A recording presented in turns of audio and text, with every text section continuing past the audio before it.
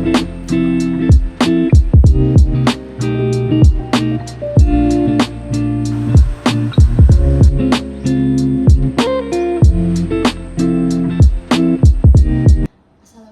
warahmatullahi wabarakatuh. Terima kasih atas kesempatan dalam wawancara kali ini. Perkenalkan, kami dari mahasiswa Universitas Pembangunan Veteran Jawa Timur, Fakultas Ilmu Sosial dan Politik, jurusan Administrasi Bisnis. Dalam kesempatan kali ini, kami ingin mewawancarai Ibu Ani selaku pengelola Kebun Raya Mangrove untuk tugas kami. Perkenalkan, nama saya Seviana Jihanuri Nisrina dengan MPN 083 dengan teman saya Safa Ipesa Gita dengan NPM 042. Baik, untuk Ibu Ani, mohon perkenalkan diri terlebih dahulu. Ya, nama saya Ibu Ani dari perwakilan pengelola Kebun Raya Mangrove Surabaya. Baik, terima kasih Ibu untuk kesempatan wawancara kali ini. Mungkin boleh saya langsung aja. Baik, untuk pertanyaan pertama, sejak kapan Kebun Raya Mangrove ini berdiri? Kebun Raya Mangrove Surabaya ini memang baru 1 tahun diresmikan, tapi kita sudah ada pengelolaan sejak tahun 2016. Secara diresmikan ya pada tanggal 26 Juli tahun 2023. Jadi Juli besok itu kita baru HUT yang pertama. Jadi masih muda banget gitu ya. Nah, kita diresmikan pada tanggal 26 Juli itu bertepatan dengan Hari Mangrove Sedunia. Jadi besok kita HUT yang pertama, insya Allah nanti ada beberapa rangkaian acara untuk memperingati kita sudah diresmikan 1 tahun. Ya, Kebun Raya Mangrove Surabaya ini mencakup 3 wilayah, diantaranya Kecamatan Gunung Anyar dan Kecamatan Rungkut. Di Kecamatan Gunung Anyar ini itu ada di Kelurahan Gunung Anyar Tambak. Kalau di Kecamatan Rungkut itu ada di Kelurahan Medokanayu dan Kelurahan Wonorejo. Jadi luasan kita 31,5 hektar itu ada 3 wilayah atau 3 tempat. Nah, itu satu kesatuan di dalam UPT Kebun Raya Mangrove Surabaya. Nah, kita kenapa kok di sini jadi kebun raya memang pintu gerbangnya? Sebenarnya Kebun Raya Mangrove itu yang paling lama memang di Wonorejo. Di Wonorejo itu sejak 2008 sudah berdiri, tapi memang belum kebun raya. Kita dulu itu Taman Hutan Raya. Nah, sebelum tahun 2019 kita masih Taman Hutan Raya, masih memang yang paling lama di Wonorejo. Di Kebun Raya Mangrove Wonorejo itu paling lama. Sebenarnya dulu memang awalnya di sana adalah tempat Mangrove Information Center atau MIC di sana. Nah, untuk gerbangnya sekarang kita di Gunung Anyar, gerbang atau sentralnya Kebun Raya Mangrove Surabaya. Baik, lalu untuk pertanyaan ketiga, mungkin Ibu bisa menjelaskan terkait apa yang menjadi inspirasi Pemkot Surabaya itu memperbanyak wilayah hutan raya di daerah Surabaya ini. Kalau hutan Kebun Raya Mangrove Surabaya memang satu-satunya ya di sini, termasuk di Kecamatan Gunung Anyar sama Wonorejo. Tapi kalau Taman Hutan Raya itu ada di Balas Kumpri, ada di Jero, ada di daerah ini mana namanya itu daerah barat itu ada. Di Sememi itu juga ada, itu di bawah naungan dinas kami, Dinas Tanah Pangan dan Pertanian. Kalau di UPT Kebun Raya Mangrove ini sudah berdiri sendiri. Kalau yang tahura-tahura itu Taman Hutan Raya itu di bawah naungan bidang pertanian. Tapi satu dinas kita, Dinas Tanah Pangan dan Pertanian. Lalu untuk pertanyaan selanjutnya, mungkin Ibu bisa menjelaskan sejak kapan hutan mangrove ini mulai berkembang dan banyak dikenal oleh orang-orang. Dulu saya memang di sini awalnya itu tahun 2018, kan pengelolaan 2016. 2018 itu juga kita kantornya masih kantor Gubuk Derita. Jadi dari bambu, petanya hanya 4 meter kali 3 meter. Jadi kalau di sini tuh kalau hujan itu ngeri banget karena kita kantornya belum sebagus ini. Jadi kita memang awalnya dulu saya di sini tahun 2018 itu jenis mangrove-nya pun masih 8. Sekarang sudah 59. Ya.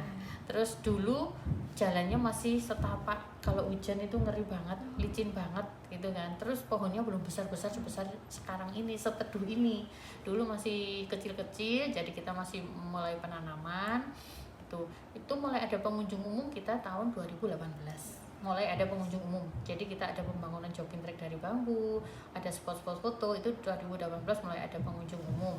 Nah, setelah itu 2019 sudah mulai dikenal adanya Kebun Raya Mangrove yang ada di Gunung Anyar, terus sampai dengan diresmikannya tahun 2023 kemarin. Oh, baru diresmikannya 2023. Lalu untuk target pasar utama dari Kebun Raya Mangrove ini siapa? Ya, Sebenarnya di Kebun Raya Mangrove Surabaya ini adalah eduwisata ya. Jadi eduwisata kita mendapatkan pembelajaran tentang terutama terkait mangrove. Yang kedua wisata, di sini ada beberapa wahana, misalnya mengenai perahu ada, ATV ada, sepeda air ada, sewa sepeda listrik ada, sewa golf car ada. Jadi kalau misalnya eduwisata, dua-duanya dapat. Nah, eduwisatanya ini kita terkait mangrove tadi banyak sasarannya itu anak-anak sekolah. Kalau wisata edukasi anak-anak sekolah dan juga mahasiswa untuk riset atau penelitian. Pertanyaan selanjutnya, Iya. Bu. Jadi yang pertama itu strategi apa yang digunakan sampai Kebun Raya Mangrove bisa berkembang sampai sekarang ini? Strategi apa untuk memperkenalkan Kebun Raya Mangrove Surabaya? Memang awalnya dulu kita kan belum dikenal. Mungkin tahunya orang-orang di Wonorejo kan, kalau mangrove itu Wonorejo pasti gitu. Tapi sebenarnya di gunungnya juga ada, di Mendokan juga ada. Strateginya kita secara sekarang, zaman sekarang kan sudah mulai berkembangnya sosial media ya. Kita sudah punya IG-nya. IG-nya itu IG-nya tapi di DKPP, satu pintu di DKPP untuk IG-nya Kebun Raya. Jadi kita satu kesatuan, satu dinas, di situ ada Kebun Raya, ada Romo Kalisari, ada juga Tahura lain, Tahura Taman Hutan Raya ada yang ada di Balas, yang ada di Nyero itu. Untuk pemasaran atau marketing kita sih biasanya yang ini ya, promosi tanpa komisi. Itu promosi tanpa komisi pasti baru tahu kan. Promosi tanpa komisi apa? Dengan adanya pengunjung. Biasanya bikin video di sini, foto di sini. Nah, secara otomatis mereka pasti bikin konten di sini, otomatis mereka pasti kan, loh ini di mana? Banyak yang lihat gitu kan. Ini di mana? Oh, di sana, di sana. Nah, itu kan yang termasuk promosi tanpa komisi dari selain upaya kita ada sosmednya, IG-nya di DKPP itu. Untuk pertanyaan selanjutnya, apakah Kebun Raya Mangrove melakukan ekspansi geografis seperti mendirikan cabang baru di wilayah lain? Kalau cabang baru tidak, karena Kebun Raya Mangrove Surabaya ini kebun raya satu-satunya yang ada di Surabaya, Jawa Timur, bahkan Indonesia. Kalau kita 3 wilayah, iya 3 tempat, bukan cabang sih, tapi lebih ke satu kesatuan kita, satu kesatuan UPT. Kalau cabang kita tidak ada. Selanjutnya adakah inovasi dari Kebun Raya Mangrove untuk mengembangkan atau menawarkan produk baru? Kalau menawarkan produk baru mungkin karena kita tidak mau produksi produk ya, tapi kita lebih ke wisata ya. Jadi kita nanti akan mempunyai suatu program seperti, bukan program sih, semacam kayak paketan gitu ya. Jadi orang masuk ke sini dari loketnya, wahananya, makannya itu satu paket, misalnya paket gold, paket silver untuk kunjungan-kunjungan gitu sih, lebih ke situ. Jadi kita bukan menghasilkan produk, tapi kita menghasilkan semacam tawaran paket untuk pengunjung. Pertanyaan selanjutnya, bagaimana Kebun Raya Mangrove menangani perubahan yang mungkin bisa mengancam keberlanjutan usaha? Karena kalau kompetitor kita mungkin karena memang di Surabaya ini banyak taman-taman juga kan, taman-taman kota.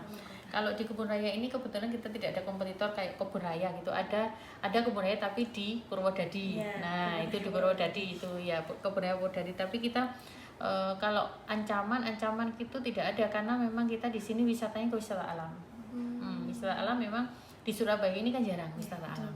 Apalagi kita di mangrove gitu kan, pasti terkenalnya kan pasti ya Kebun Raya Mangrove gitu. Kalau ada memang mangrove yang di Surabaya ini, tapi lebih ke dia bukan spesifik ke mangrove tapi lebih ke wisatanya. Kalau di kita Kebun Raya Mangrove itu memang harus dinamakan Kebun Raya Mangrove. Kebun Raya itu pasti harus mempunyai dan memenuhi 5 fungsi dari Kebun Raya. Selanjutnya, apakah Kebun Raya Mangrove memiliki rencana untuk merger dengan usaha lain? Kalau merger enggak, tapi kalau kita bersinergi atau CSR ya. Kalau CSR kita banyak, dari perusahaan swasta ada, dari instansi ada, itu kita CSR. Jadi bekerja sama terkait pembangunan di sini. Pembangunan di Kebun Raya Mangrove Surabaya ini ada beberapa OPD yang membantu, misalnya jalannya itu Dinas PU, jembatan Dinas PU, stand makan minum pembangunan Cipta Karya. Terus ada juga yang terkait wifi itu Kominfo, ada terkait tamannya DLH gitu. Jadi bekerja sama semua OPD atau dinas-dinas yang ada di Surabaya. Tapi kalau dari swasta ada beberapa memang yang membantu untuk misalnya fasilitas penunjang, ada golf car itu dari rumah sakit, Persatuan Rumah Sakit, Persatuan Perawat, ada juga dari PAVI, Persatuan Ahli Farmasi Indonesia, ada juga dari UPN yang membantu sepeda angin, ada juga kemarin UPN juga PMM itu membantu sepeda listrik 2. Nah, ada ada juga dari Sampurna itu membantu ATV, Sepeda Air dari Ikatan Dokter Gigi Indonesia, banyak sekali yang sudah membantu. Bukan merger tapi kita lebih ke CSR atau bekerjasama. Baik, selanjutnya saya akan mulai wawancarai Ibu Ani. Perkenalkan, nama saya Putri Saya Fadia dari jurusan Administrasi Bisnis dengan NPM 077. Pertanyaan saya itu, apa sih yang membedakan kebun raya mangrove ini dengan kebun raya yang lainnya, Ibu? Seperti yang saya sampaikan tadi, bahwasanya Kebun Raya Mangrove Surabaya ini adalah kebun raya mangrove tematis satu-satunya yang berada di Indonesia. Mungkin secara nama saja sudah beda. Kalau kebun raya di tempat lain itu kan kebun raya lebih ke taman, ke hutan tanaman lindung, ke tanaman obat. Kalau di kita spesifiknya ke tanaman mangrove. Dan kita adanya hanya di Surabaya, Kebun Raya Mangrove Surabaya ini. Tempat lain ada kebun raya seperti Bali, itu beda lagi tanamannya. Ada Cibodas, ada kebun raya Purwodadi, nggak usah jauh-jauh, kebun raya Purwodadi itu juga kebun raya terkait tanaman lindung, gitu kan, beda dengan yang ada di sini. Selanjutnya, apa sih langkah yang Ibu ambil untuk memastikan tim di sini itu tetap termotivasi dan tetap produktif gitu? Kalau kita secara tim memang kita alhamdulillah solid banget tim Kebun Raya Mangrove Surabaya ini, karena kita memang di sini kan harus multi talent ya. Di sini tuh harus multi talent, harus bisa menguasai juga terkait mangrove karena kita tanamannya tanaman mangrove. Jadi tahu cara perawatan mangrove, cara pemeliharaan mangrove, cara penanaman mangrove itu sudah memang harus tahu, karena kita di sini memang terkait tanaman begitu. Kalau terkait pengelolaan kan memang kita lebih ke administrasi. Kalau untuk teman-teman kita ini banyaknya memang di perawat kebun, jadi lebih ke terkait tanaman gitu kan. Kalau administrasi kan memang beberapa, kita sejak dijadikan UPT kita sudah mulai bertambah untuk tenaganya, sudah mulai ada bendahara karena kita sudah ada loket, ada penjaga loket, penjaga wahana, memang sudah banyak. Jadi kita di sini memang harus banyak belajar terkait mangrove. Jadi kalau ada pengunjung yang tanya, yang membutuhkan informasi, jadi semua bisa menjelaskan. Baik, selanjutnya bagaimana sih cara Ibu meningkatkan penjualan dan mungkin menarik pelanggan baru? Pengunjung ya, lebih ke pengunjung. Kalau untuk menarik pengunjung sebenarnya kita di sini tadi yang saya sampaikan bahwa saya ada promosi tanpa komisi. Terus juga kita juga ada TikToknya ini. Mungkin ada ini, terus sosial media itu IG. Terus ada juga kita di sini memang terkenalnya di sini kan kalau misalnya ada rombongan kan kita tidak diperkenankan bawa makanan dari luar. Terkait stand makan minum itu memang harganya kalau di tempat wisata lain mungkin kan lebih di up gitu. Kalau di sana enggak, memang kita konsepnya memang makanan olahan, tidak ada makanan instan, tidak ada minuman instan seperti pop mie, indomie atau pop es itu tidak ada. Memang kita makanan yang memang benar-benar olahan. Nah, itu banyak pengunjung yang memang kesannya di sini tempat wisata tapi harganya rekomen murah 10.000. Tadi nyoba kan 10.000 itu paling murah dan paling mahal 15 kan sudah standar kan gitu loh. Nah, makanya dengan konsep seperti itu kan orang-orang ke sini tidak kecewa. Pasti suatu saat akan balik ke sini. Selain kita menikmati alam juga makanannya juga rekomen. Selanjutnya, apa tantangan terbesar yang pernah dihadapi dan dalam mengembangkan bisnis ini? Kalau tantangan di sini mungkin faktor alam ya. Karena kita kalau tahu sendiri kalau udah hujan, petir, angin kan kita di bawah pohon banyak ya. Jadi itu sih tantangannya untuk lebih keselamatan gitu kan, karena alam kan kita juga harus menjaga itu. Dan kita kan tidak boleh juga menebang sembarangan di sini, dan pohon-pohon yang memang sudah tumbuh di sini tidak boleh sembarangan kita tebang karena mangrove kan juga ada perlindungannya ya. Nggak semua boleh menebang mangrove yang sudah dimasuk di area konservasi, itu ada undang-undangnya juga. Nah, di sini pun untuk menebang atau merusak itu tidak boleh di sini. Menebang aja tidak boleh merusak. Nah, itu sih. Jadi kita di sini tantangannya sih lebih ke alam ya. Kalau untuk faktor SDM-nya sih aman, tidak gitu. Lebih ke faktor alam sih kita. Nah, dari tantangan tersebut ada nggak sih Ibu pelajaran berharga yang Ibu ambil dari tantangan tersebut mungkin? Kalau tantangan alam ya itu waktu dulu masih becek banget di situ, kita tetap ya kita berusaha di sini supaya maju, supaya lebih berkembang, supaya lebih dikenal orang. Kita memang dari awal gitu perjuangannya memang dari yang tadi gubuk derita, kantornya sekarang jadi sampai seperti ini, sudah ada AC, sudah ada wifi. Dulu itu primitif banget kan, di sini listrik aja nggak ada, PDAM nggak ada gitu kan. Tahun 2018 itu jadi listrik itu pakai solar cell atau pakai tenaga matahari. Kalau nggak ada tenaga matahari kita nggak bisa apa-apa. Di sini tuh nggak bisa ngecas pun nggak bisa. Nah itu tantangannya dulu, memang kita memang dari awal itu sudah tahu perjalanannya. Ya baik Ibu, Ya, cukup. iya. Baik, sekian wawancara dari kami. Terima kasih Ibu Ya, sudah sama-sama. menjadi narasumber dari tugas kami. Ya, semoga bermanfaat.